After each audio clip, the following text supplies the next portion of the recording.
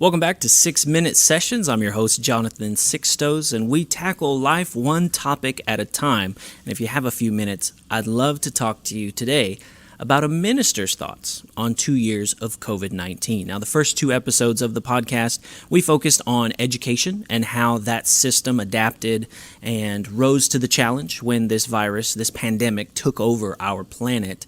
And today, also as a licensed and ordained minister, youth pastor, associate minister at my local church, I'd like to share with you from my heart just about some things that were revealed and tested and tried through the fire as we have navigated and continue to navigate this pandemic. And the first thing I want to start out with is a core truth.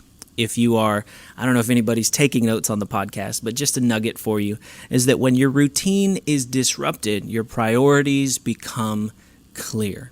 And I'll say that again, that when your routine is disrupted, your priorities, they become very clear. And as the body of Christ, not necessarily my local fellowship, but fellowships across the country and around the world, as we've seen, have had to face the fact that we are navigating this pandemic in an age where technology has helped us, but we also have to make sure that our priorities are aligned. Now, as someone who is a very strong supporter of personal liberties and freedom of religion, I've always been wary of government overreach. But I think if I had to boil it down, we saw fellowships having to choose what they were going to prioritize. Would we prioritize fighting, or would we prioritize fellowship? Are we going to make our main message one that we're rallying the troops, or is it one where we are gathering the family? Now, I'm not saying that those two choices are exclusive. We saw many people continue to advocate against government overreach while making accommodations for the needs of their at-risk populations, and I think that's great. I think that's part of the message of the gospel.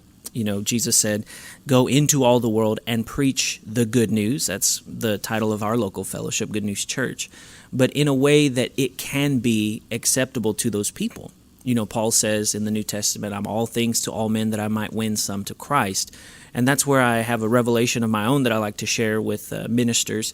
I say the gospel is always powerful, but it also needs to be palatable.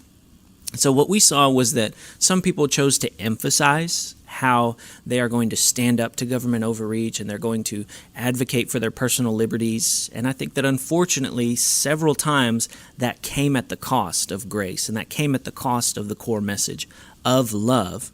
And thankfully, we have seen kind of a course correction in many churches. We have seen many ministers continue to advocate for the needs of their communities and populations, whether it is mask wearing or abiding by mask mandates. And there's a difference between mask mandates and failure to allow churches to congregate. You know, we are very strongly in favor of allowing people to gather together. We're also very strongly in favor of online church for at-risk populations. And we'll talk next time more about the systemic changes and how we've utilized technology in broadcasting the message of the gospel.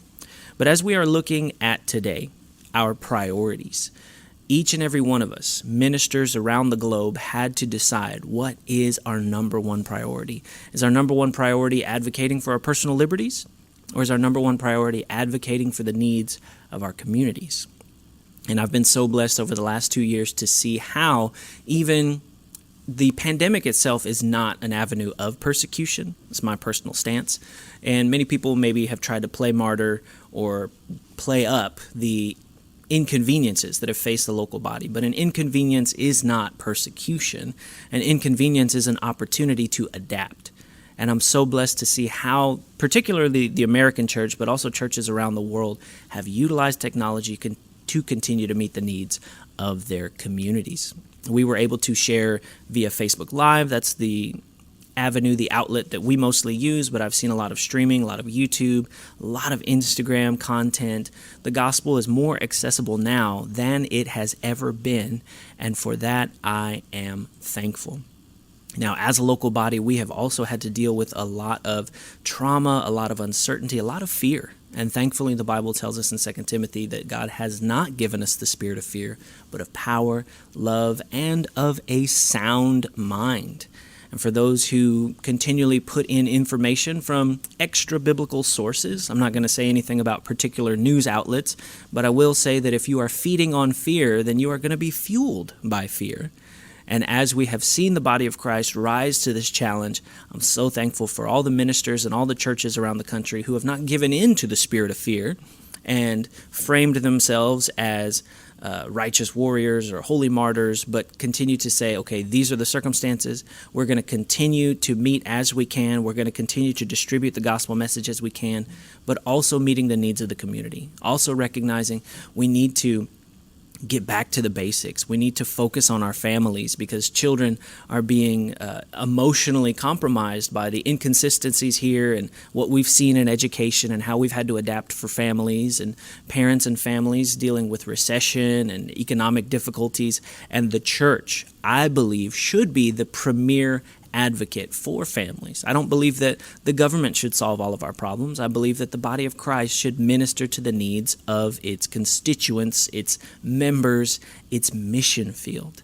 So I've been blessed to see the church rise to the occasion. And in the next episode, we'll talk about what that looked like systemically and technologically. But as we saw today, when your routine is disrupted, your priorities are brought into sharp focus. And as always, the priority of the church needs to be to go into the world and preach the good news. So thank you guys for sharing a few minutes of your time, and I will see you next time.